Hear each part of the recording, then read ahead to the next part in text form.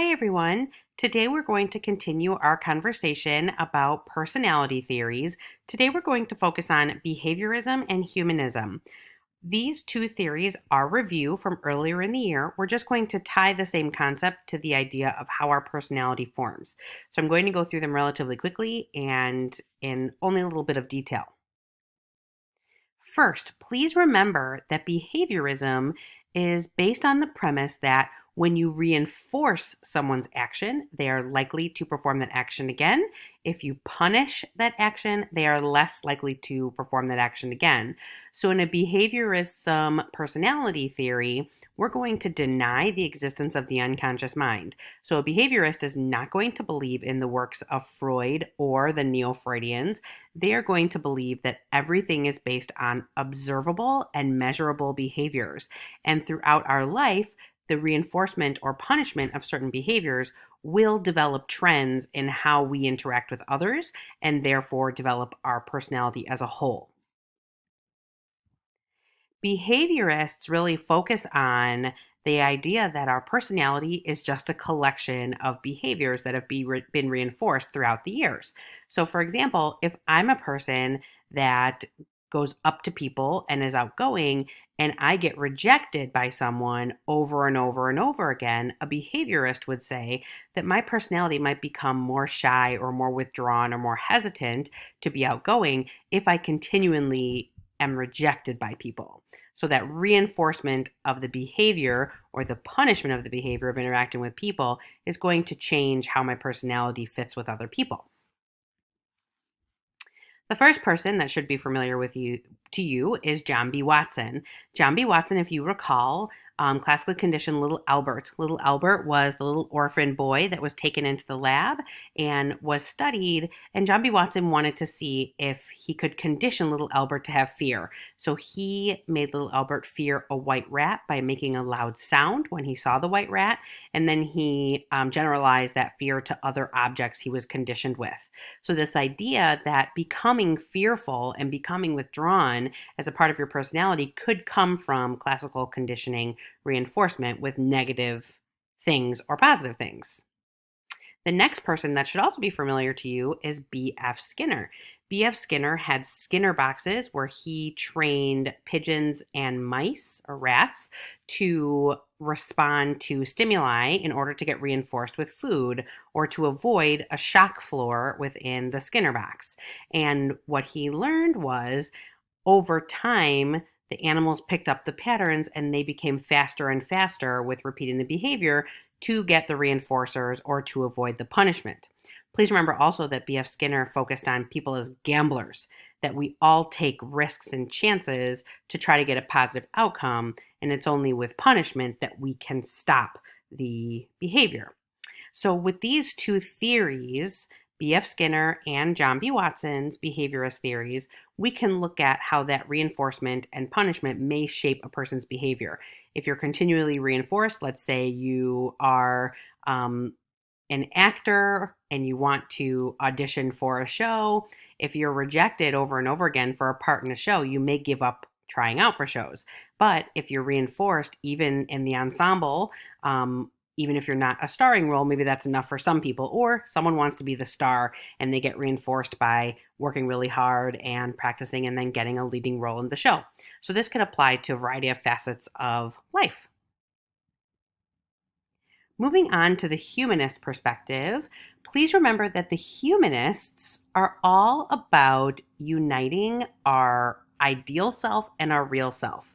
We have experiences that shape our feelings and thoughts and give us a sense of worth. That's how much we believe we matter in the world. Abraham Maslow was sort of the founder of the humanists. He developed Maslow's hierarchy of needs, and he basically said we have to have our most basic needs met before we can climb up the pyramid and become self actualized, which is the pinnacle of the pyramid. So we have to have safety needs, our social needs, our esteem needs met before we can become self actualized. Self-actualization is reaching the fullest potential of our skills, but you have to have your inner self taken care of first.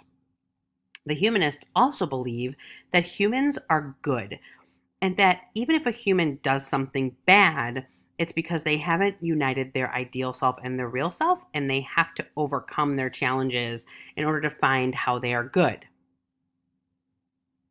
Here is an image of Maslow's hierarchy of needs if you need a reminder.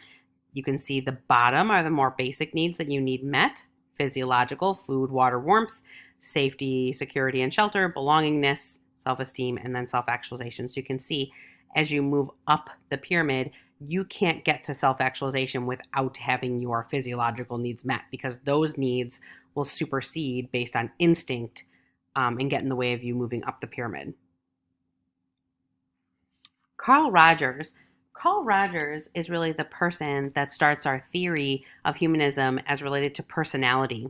This is where we come together with our ideal self and our real self. And the goal of people is to find their ideal self and to become as much of their ideal self as possible. The challenge with this is most of us aren't perfect and most of us make mistakes through our lives. And Carl Rogers says we're all good on the inside and we use trial and error to try to find that ideal self. And when a person realizes that they're uniting their ideal self and their real self, they become a fully functioning individual. A fully functioning individual is where you unite what you should be and what you are. So I may have a dream to be an astronaut, but that might be my ideal self. But throughout my life, perhaps I become a scientist who studies space exploration. And even though I don't actually become an astronaut, because that's a really small group of elite people, perhaps my fully functioning individual self says, I had this dream to be an astronaut, but as a result, I got to be a scientist that studies how space travel and exploration works. Carl Rogers also said that a person needs unconditional positive regard. What does that mean? Unconditional positive regard means someone cares for you and accepts you no matter who you are. Sometimes the person that gives you unconditional positive regard might be your therapist. The humanists believe in having therapy without judgment. So they may guide you and they may ask you questions, but they're not going to cast judgment on what you believe and feel. So Carl Rogers said that we as humans try to find people that will give us unconditional positive regard or that unbiased, non judgmental support. Self concept is another term that Carl Rogers developed. It's where an individual tries to view themselves as an individual and how they can perform within society. And so he said self concept is having an honest view of who we are and how we fit in our roles in society. Carl Rogers developed the theory of client centered therapy. He said we should be calling our people that get therapy clients, not patients. He talked about patients has a negative connotation and makes it sound like there's something wrong with someone, whereas client might be seeking support and advice, but is a fully functioning individual. Carl Rogers really took things to the extreme. He said even if someone was a death row inmate in prison for murdering 50 people, they may still be a good person on the inside. They just may not be realized as their ideal self. And that through working through the challenges, you could get to the root of why a person would commit such a heinous crime or multiple crimes and help them find their ideal self. And then they could become fully functioning members of society. Now, that's an extreme example. Most of us aren't going to release all prison inmates that because they say they find their ideal selves. But his idea was that everyone has good in them. And it's about finding that good and helping the person live this fully realized life where they believe in themselves and their relationships with others. He also emphasized genuineness. Carl Rogers believed in being open with your feelings. He believed in dropping your facade. So he said, when we go out every day, we put on a mask. And he said that therapists within the humanist theory should have people come to them and be able to drop their mask, be able to drop their facade they put on every day, and they should be transparent with their feelings, open and honest, and be willing to self disclose. And in doing so, they can become their ideal self and have a self concept of worth. Additionally, he said acceptance is important. He said that not only the person themselves, but also the therapist or people that are in a relationship with the person should have acceptance of that person and where they are in time and space. So I may make a bad decision and I tell you about it, and you're not going to judge me. You're going to love me anyways and say, yes, you made a bad decision, but you're a good person. And next time, hopefully, you learn that you shouldn't make that bad decision. So that's where acceptance comes in. And then lastly is empathy.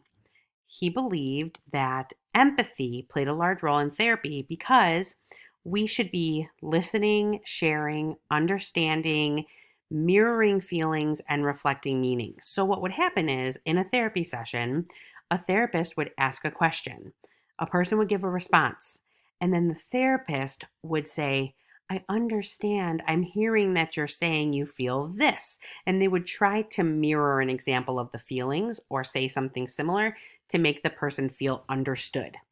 The humanists are all about a person finding themselves and finding their ideal self and becoming actualized with that real self and ideal self being united.